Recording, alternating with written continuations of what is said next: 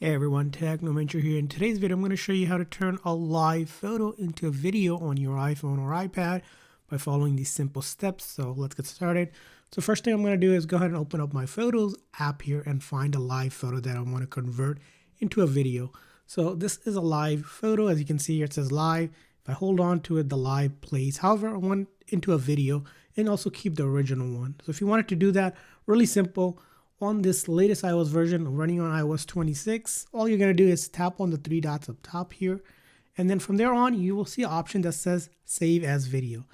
So as you can see here now, it has been saved. I have the original live photo here, but if I look at my album, there's a new video created with this as a video. So now I can see here without holding it, a video playing that is converted from a live photo.